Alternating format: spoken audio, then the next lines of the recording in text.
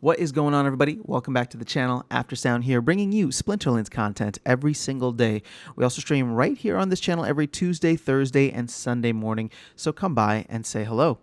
Okay, I wanted to talk about bronze a little bit, and as you can see here on the screen, I have my alt account pulled up, which has been not very active, but I wanted to run some experiments with this and get a better idea of how the new player experience is, what bronze looks like, and what the ROI is. So there's several things that I'm going to focus on here, and I just want to give you kind of like an overall maybe view of where I see things potentially going in the future. Now, I rented some OP cards. You can see I went Llama and Jotun, and it's been great. I love it. Part of it was because I wanted to get out of that low bronze grind where you're not really earning much, and it's kind of just a crapshoot where you have to guess what the other person is putting in. And so I rented the cards because I wanted to shoot up, and clearly I've been able to do that. And now I'm earning chests like crazy. You can see here, well, not this one, but you can see here due to the win streak, and I'm earning 607 RP shares per day. So that is with a 71% capture rate. My win streak is what's really pushing it right now. I did use a beta card, and I have a 1% guild. So even without that, I think that there would still be a significant amount of reward shares when it's only like 500 to get to the next chest. So I've already gotten 12 chests, and the first thing that I want to talk about is just the ROI of this, right? Because I spent about 160 DEC, which USD equivalent is about 16 cents, to rent out all of the cards that I am using. And I'm just gonna be incredibly transparent and share this with you. So I rented to me. These are the only cards that I've rented out, and I don't even need the Queen Mycelia. I probably could have done without that. But you know, the main focus is Jotun, and I do have a Fire Quest today, which I'm going to get to in a moment. But I think that for the most part, I would have rented this team out regardless. And then I got the Llama Kron with his two cronies here, or Llama with the two cronies, Flesh Golem and Undying, or Kron the Undying. So with those, again, it's about 160 DEC that I spent on this, 16 cents. And what I want to recall for you is the earnings that were estimated per chest for across all of the different leagues, but bronze specifically. Now, if you remember, I think both Gank and Neil and Crypt, Tales from the Cryptmancer, they all kind of arrived at roughly the 3-cent range for the average value of a bronze chest. Now, I've been grinding just for one day on this account, not even, I mean, just a couple of hours. And from a season chest perspective, I've already gotten 12 chests. So in just a couple of hours of work, 12 chests times 3 cents is 36 cents. I've more than doubled the investment that I've made on here. Now, I've made 20 cents in a couple hours time. Is that a good ROI? Is that a good use of my time? Probably not, but I'm doing this because I wanted to prove a point or several different points and explore the concepts here.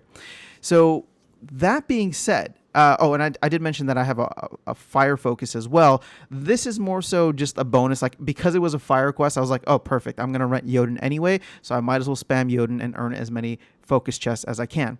The thing is, I'm at 70% right now, and I'm gonna run this thing until the wheels fall off while I have these rentals.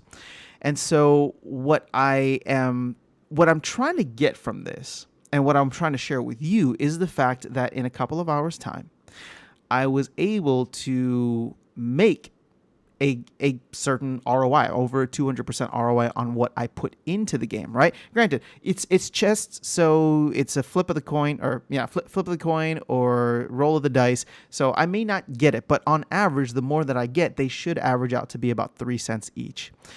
And so the thing is, first thing is that when these calculations were made, the rewards cards that were being factored in were only the old rewards cards, which have a significantly different price, right? You can see these are the new ones, and these are the old ones, so almost like a 5x. And we can go all the way to the commons, and you're probably going to see something similar here, where a lot of these common cards are going for, multiples of the old ones. So I would say that maybe nobody's done a calculation, at least not to my knowledge, of what the new chest value would be, but maybe it's maybe even higher than 3 cents. But again, that will level out over time. These cards will go down in value. It might be offset a little bit by as these cards go out of print, they start to rise in value. But I would still say 3 cents is the safe, conservative way to go.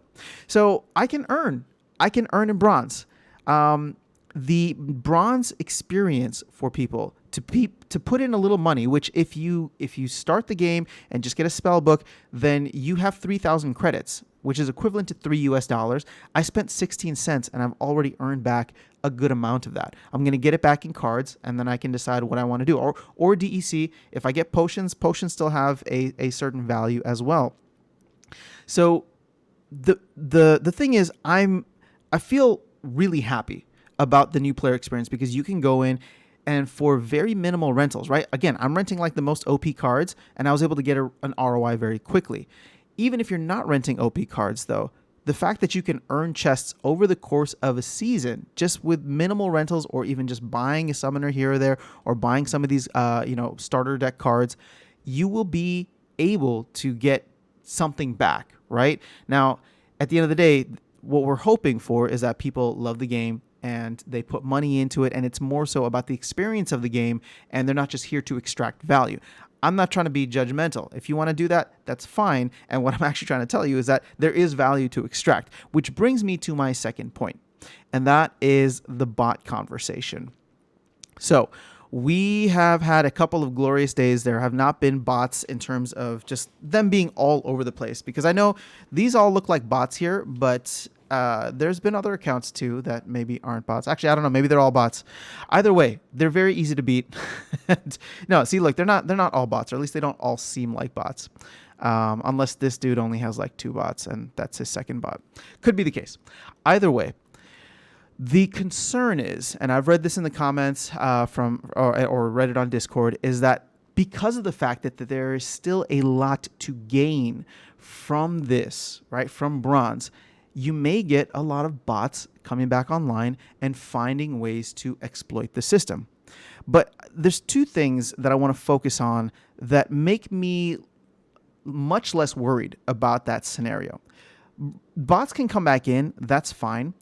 The thing is, win rate becomes really important. And I know people are saying, well, even if they have a low win rate, they'll be able to farm chests, and it's going to be something where they'll be exploiting the system and still getting not as much as they used to potentially, but still over the course of a season, if bots can play nonstop 24/7, they're probably going to rack up quite a bit. Even if they rack up 150 chests, that's a significant amount, right? That's the maximum. I don't think anybody's ever really going to get there.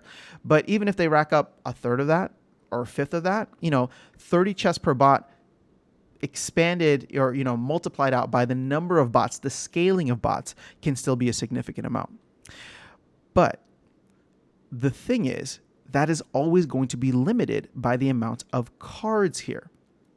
And so if we go to the market, again, I keep going over this. The Untamed Dice, Untamed and Chaos Legion rewards cards, and let's remove summoners from the mix here. You will see that, let me go to rentals. You will see that these rentals are all the way bottom dollar. And so yes, there's going to be this arbitrage opportunity where bots can come in and rent all of these cards. But they can't do it at the same scale that they used to. So for example, let's look at Chaos Legion specifically, right? So yes, these cards right now, 0.001, it's like a tenth of a DEC, the lowest that it could possibly be. A bot could come in and play with a full starter deck card and earn minimal amount of chests with a terrible win rate across the board. But take a look at how many are available for rent. In the most that I've seen right now is, where was it? 7,000, 7,200 Sunkai Harvesters, right? There's just not that many cards available for rent. And if the bots start coming online, right? If the bots start coming online in droves the way that they used to, well, now we're in a position where these card values will start to go up. And so rental values and card values, I guess, will start to go up. And so Could that take away from the new player experience if the cards start to get more expensive? Yes, but at the same time, how many people right now are complaining about the fact that the rental market is dead and that the card market is dead and that, they miss the bots? So it's always going to be this push and pull kind of system. But as asset values rise, yes, some people get, pushed away because of that, but others also start to come into the game because they're like, well, look at these things that are retaining value or appreciating value. It's a weird mindset, right? But that's exactly what happened last year when supply was completely outstripped by demand following the sellout of Chaos Legion, or sellout of Untamed and Dice. And so if that continues to happen, we could see players flooding into the game, real players flooding into the game, because now they're like, well, look at this, like these assets have value. I want to buy, there's only a couple of them available. I want to rent the ones that are available. And so it's this weird symbiotic relationship that's going to keep going back and forth as we find this new, push and pull or tug of war to find what the new equilibrium will be. But for those worrying, I don't think that this is as big of a concern. Again, these are going to be the cards in most circulation. I mean, we can go to Untamed if somebody wants to rent Untamed cards and check this out. I mean, we're in the low thousands. I mean, there's nothing even as high or remotely as high for rent as Chaos Legion. And if we want to go to the rewards cards, sure, we can see what the low rewards cards here. Okay, that's fine. Some of these cards have like 25,000, 28,000, or I guess Venari Wavesmith, 57,000. So sure, if they want to play with only the rewards cards, they can, but again, win rate is such an important part of this. And if they're constantly losing games, their ECR comes down, they don't earn as much. So with the very complex system that the team has designed, it's impressive to me, really impressive actually. I'm not as worried about it because here's the thing. Even with 50,000 bots, right, that can potentially rent, or 60,000 bots, that's nowhere near the bot estimation that we had before, which was in the hundreds of thousands. And these bots, as the team has been saying, are now becoming productive members of society, right? Like productive members of the economy. So if I want to take a look here and see how many, right? I mean, sure, a good amount of these are going to be level 1.1 DEC. But you can see here that it already starts, like not all 57,000 of them are going to be at that level. So I'm getting probably too deep into the weeds here. I just wanted to share with you kind of that perspective of bronze as a whole and how I think we're going to be going in the future. I'm not as worried about bots, but again, the new player experience does show that there is some ROI to be gained. Whether that space comes in and gets eaten up by bots or not, I think we're going to be okay. Because if it does get eaten up by bots, well, then rental values go up, card values go up, and new players who come in will, sure, the rental prices might be up, but they'll see that as a solid sign, like a good sign from the economy that, hey, this is something worth getting into, something worth investing. How many people were aping into this game in September or October of last year when prices were through the roof, right? But now prices are through the floor, everybody's left. So again, it's just that weird mindset that I think we're going to see play out over time, not to the extremes that it was both at the high and at the low, but in this nice kind of equilibrium, or reaching an equilibrium and slowly growing in a much more sustainable way. So I'm super bullish on this. Again, I think bronze isn't a terrible place to be. Obviously, I want to be earning the highest level chests that I can, but the fact that I can get a decent ROI from playing, I think, is a great sign, especially for a lot of the new players or potential new players that are out there considering joining. So that's all I have for you in this video. I would love to hear your thoughts. If anybody's playing in bronze, please let me know here what your experience has been like, and if this was helpful for you. Again, I'm not trying to assume how much money is worth it for people no matter what part of the world, but the fact that I was able to get 16 cents or use 16 cents of value to get roughly 36 cents of value and potentially more. Like I could stop playing the rest of the season, just grind this one day and stop playing the rest of the season, and I would have an ROI on my investment, right? Again, is it a good use of time? That's for someone else to determine. But for me, it seems like it's worth it, and it made the new player experience and bronze much more appealing, much more appealing in my opinion. So that's all I have. Have an amazing rest of your day. I will catch you all in the next video, and I will see you around the game. Take care.